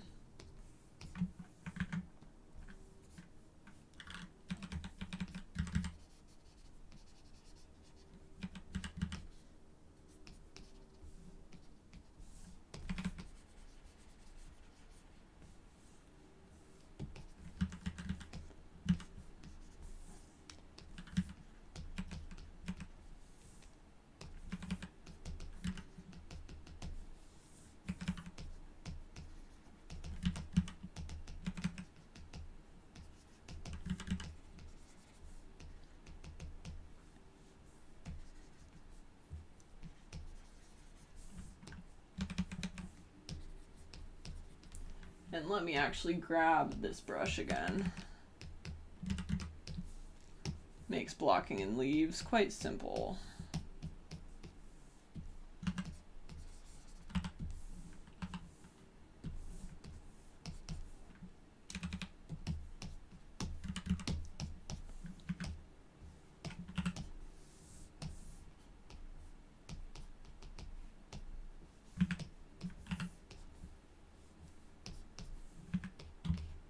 That'll be fun.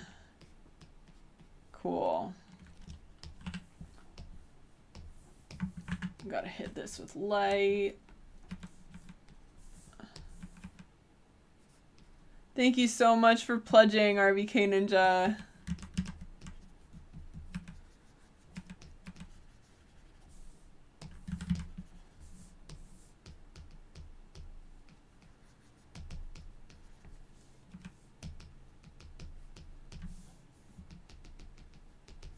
Awesome. Cool. Love that.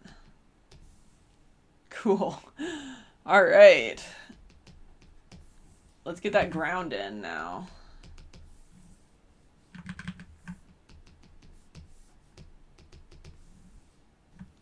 And yeah, this will be recorded. I think it just automatically goes to my YouTube channel, so you can just check back when the stream is done, which I think I might just finish the color key and then do a more detailed sketch pass on the kids and dragon, and then I might end there for the day, just like kind of we did last time. I actually really kind of like taking a few days with some of these more detailed illustrations. I just think that like giving my eyes a break to like come back really helps them turn out better.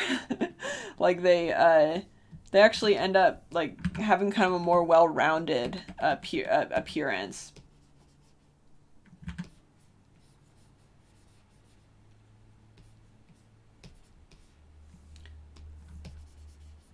Get that cage in.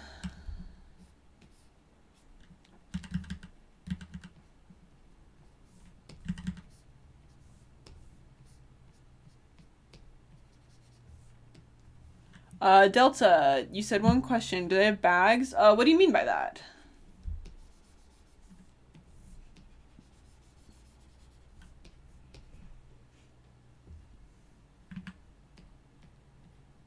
So you're gonna do 500 handwritten signatures for the book. I am, yeah. They're mailing me a big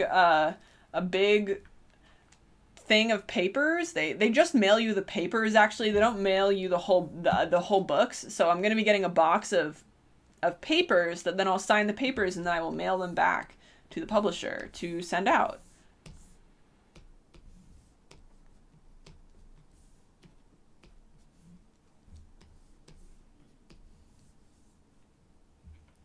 All right, got to get the ground in. Make it a pretty kind of dull yellowy appearance.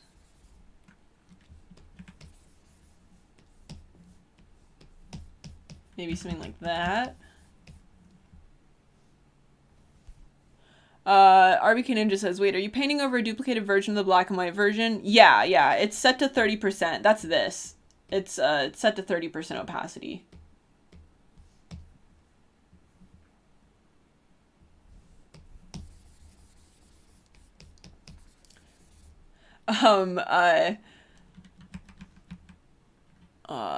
May I ask why the dragon was in a cage? Oh, because they took it to a wildlife rehabilitation center. So we're implying a time skip here, that the kids took it to get its wing fixed after the last piece, and now it's in a cage, and maybe we could put the logo of the wildlife rehab center on the side here. You know, something like this. We can make up a logo for it. And that'll do some storytelling. RBK Ninja says, do you know whether the sketchbooks take other mediums besides pencil and pen? That's a great question to ask the publisher. I actually, I don't know that they do. I think they're probably kind of your more classic sketchbook paper. However, definitely ask 3D Total. I actually don't have a sample of that yet. We have not made any samples yet of the notebooks. So I am not sure, but I've heard that the paper is thinner for the sketchbooks, just so that everyone is kind of aware of that going in. And Saoshin, I'm sorry that you missed the signed books. I didn't think they would go that fast. I really didn't. RBK Ninja says, were the kids distracted by something then, or are they kind of being respectful, not trying to intimidate the baby dragon so they could leave the cage? Yeah, the idea is that they unlocked it, opened it with maybe that little grabby stick, and then got up and out of the way so that the dragon wouldn't be afraid. Because I'm imagining that the dragon is kind of like a wild animal. Like, it's not like tame. Like it's a wild thing and wants to kind of explore the land that it's returning to. And then my idea is that then I could do another piece, but maybe a year later, and the kids are in school uniforms, and they've stopped by on their way home from school, and have come to visit the dragon and come see it. And I don't think that it would be like friendly to where it would touch them, but maybe they get to the point where they can sit across from it, they can sit, on a car, and it will kind of do its thing on one side of a clearing while they are sitting on the other, and, just kind of mutually respecting each other, but, not like engaging with the wildlife. Yugurai says, do I consider myself a concept artist or an illustrator? I'm both. I do both concept artwork and illustration work. They're two facets of my job. Good question.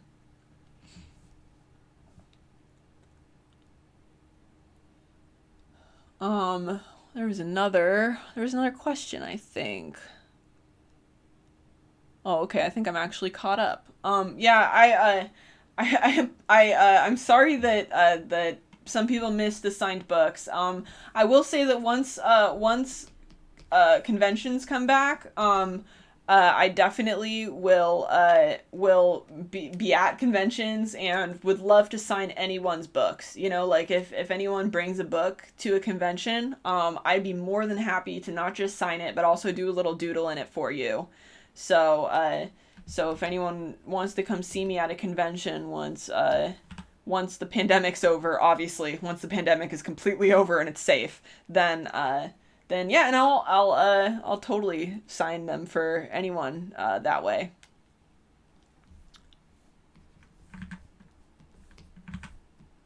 All right, let's get this foreground in, and then I will add the kids and the dragon in.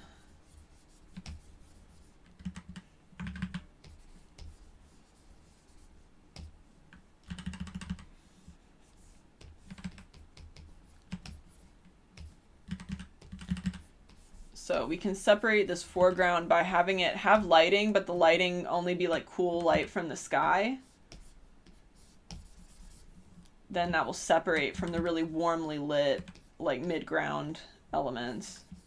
So then we can have the background lit only with cool light from the sky, the mid-ground lit with this really, really warm, like blinding sunlight, and then the background also. So the foreground and background will just be lit with like cool skylight, and that can really help the piece kind of segment into different stages.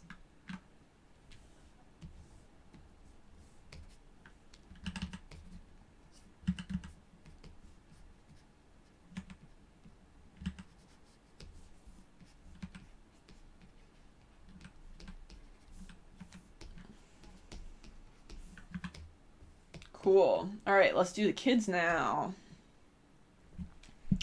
Alrighty. So we only saw them from behind last time. So now we get to design them from the front.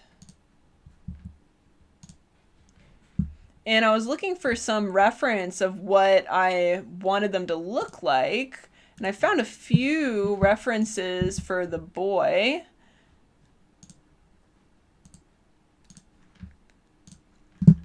Let me pull this over here.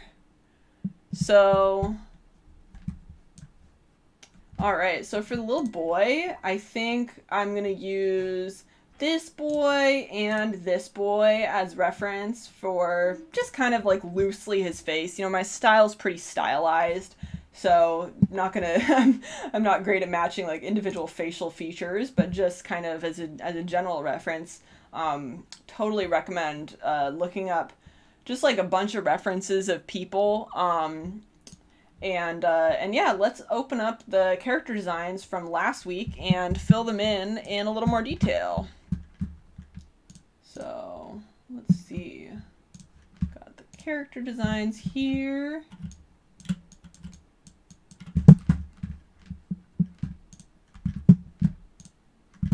And let's really quickly block in some colors for them.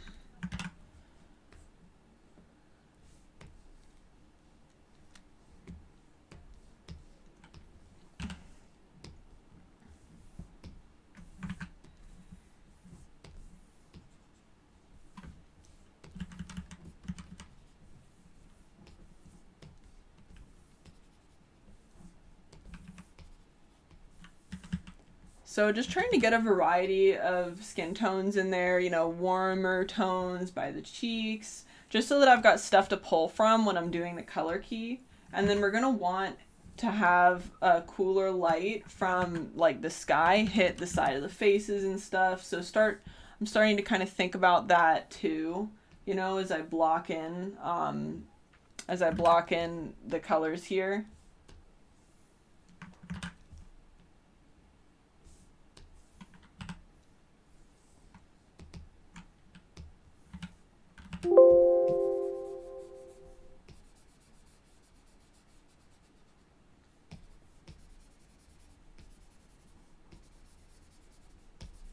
And they're probably not going to be wearing the same outfit, although maybe he'll still have the helmet on just because I think it's pretty cute. I think the helmet's pretty cute, and I like the color of it. Although, maybe we don't want to go with the green. I don't know. I'll put it in for now. But then maybe they've got some different clothes on. I think that putting him in a white shirt would be nice.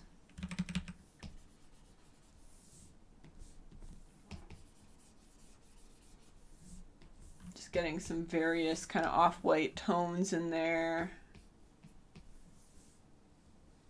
And then maybe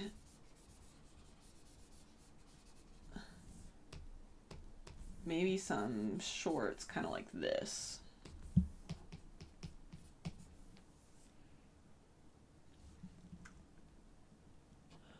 RBK Ninja says, why did you choose digital art more than traditional art? I love traditional art too, and I do a lot of traditional art, but I started doing digital art first. I did traditional art too, but I got really into digital art when I was young because I learned it when I was a really little kid. My mom actually taught me Photoshop like as she was learning it, because she was going to community college for graphic design when I was like a toddler, and she taught me Photoshop when I was like a little kid. So I've been doing Photoshop. I've been using Photoshop like for a really long time. And it's very natural for me and I really enjoy it. So it's just kind of like my medium of choice. Though I really love doing like ink drawings too. Ink drawing is probably my favorite traditional medium. I also love sketching. I love sketching traditionally. Always have.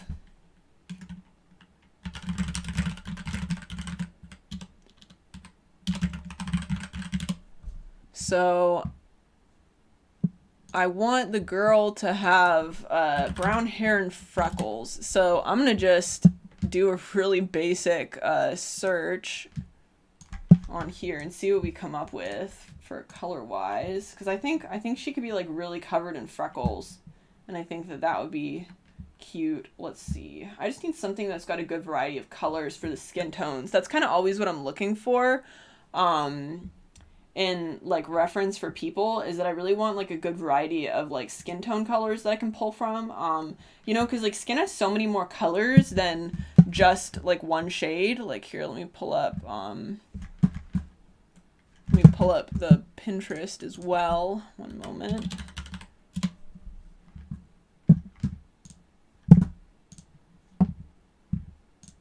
Like if we look at these references, we can see that like skin has so many like different colors in it, and you add like a tan or a brown or whatever your base is, and that's just like step one. Then we need to add like light from the sky. Like we can see there's this cool light reflecting on them from the sky. See how like cool that is? It's very like blue tinted. We need that color, and then often on the cheeks it's going to get warmer, so like in here we get these more pink colors. Then we'll also get like yellows, like down here she's got a lot of yellows. Here on his cheek, this child's cheek, you can see yellows. And then there's also going to be areas where the skin gets a bit grayer. Like maybe, down here we can see some more like grays and blues coming in. We can see some grays and blues coming in here too, where there's like cool light being reflected. There's just so many intricacies to skin that I find it hard to get it right without like really specific reference. So especially when I've got humans like facing forward, I always try to like I always try to find some references that will just get me in the right like color zone, so that I'm pulling from kind of a palette of colors that will get me a more like, not realistic's not necessarily the right word, kind of like make it feel alive. I think making it feel alive is like the best way that I can describe it. I'm thinking maybe we take the helmet off just because I'm not feeling that green. I think that the green is not going to work well in this piece. So maybe we take his helmet off.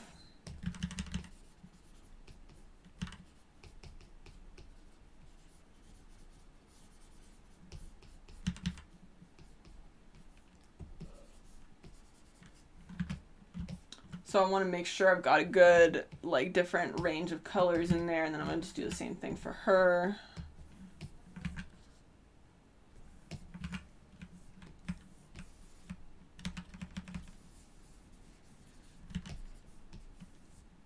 Got to get some pinker colors in by the cheeks here and on the nose. Get a bit yellower as we come down here into the shadows.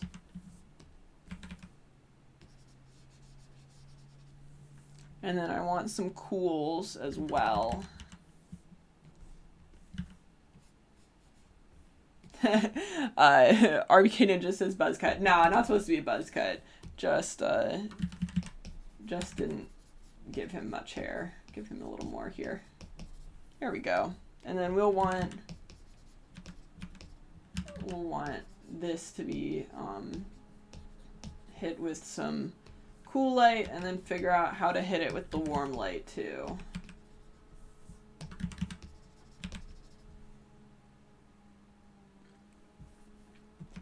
Cool, something like that. And then she has kind of brown hair and braids.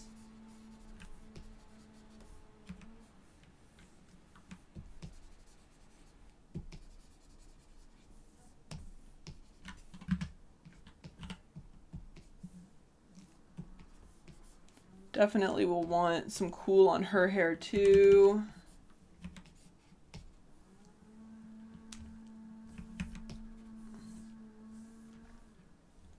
Maybe she's got a blue hat on.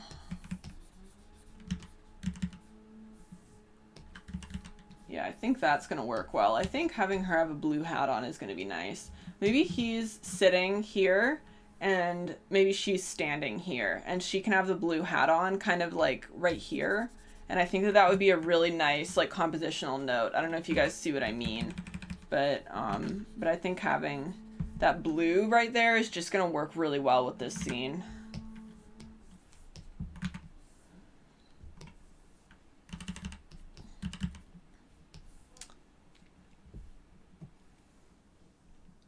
and maybe a blue shirt too, actually.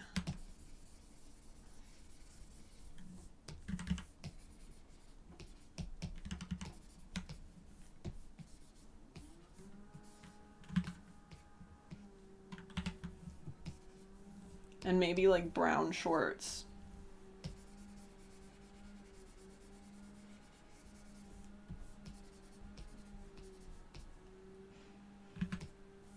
All right, let's start with that. I think that this works pretty well. So let me block them in here. I'm just gonna try to get those color notes in and just make sure they're gonna work the way that I think they will in here.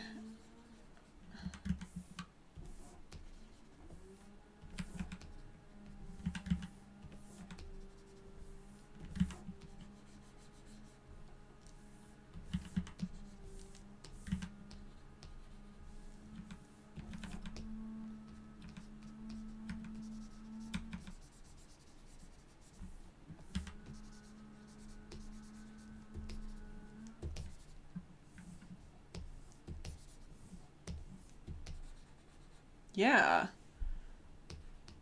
I think this is gonna work great.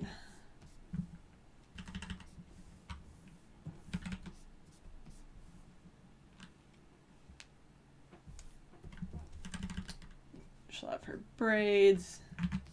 Maybe one's coming over her shoulder and one's going behind her shoulder. I always think that's cute. Get him in. He can be at a little bit of an angle.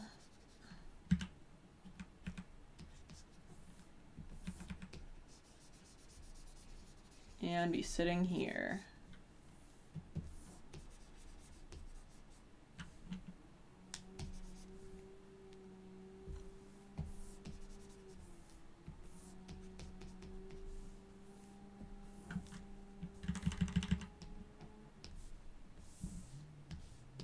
And then let's hit this with color dodge.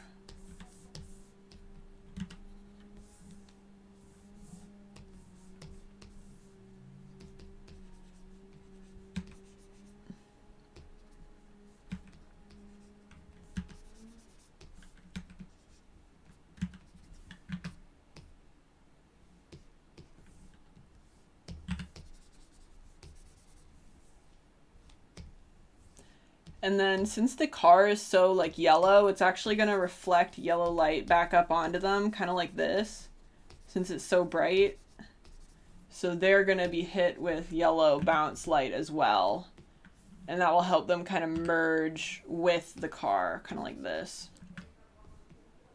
All right, let's add another update for Instagram.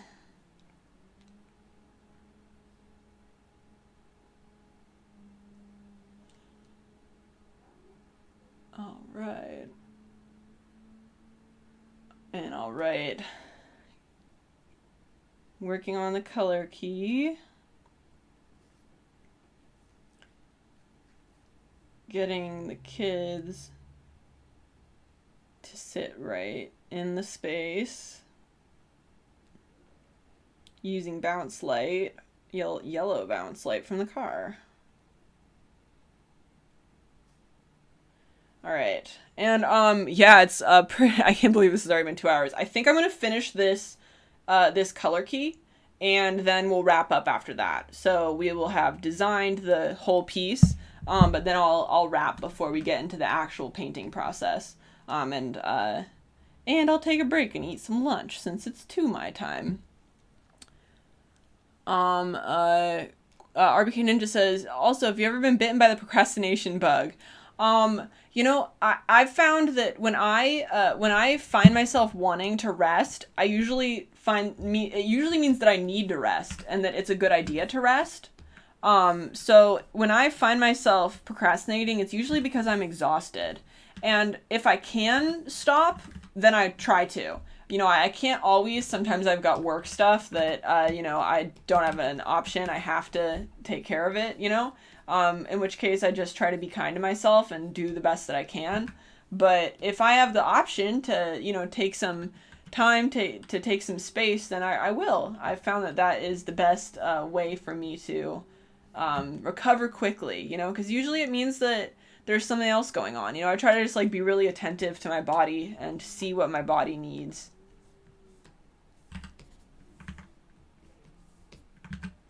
So the dragon is kind of reddish.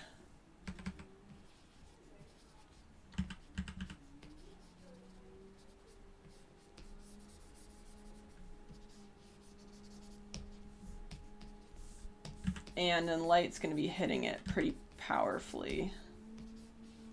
And we could see some subsurface scattering through this wing. And maybe we see where it was patched up. Like maybe there's some way that I can indicate where it was patched up.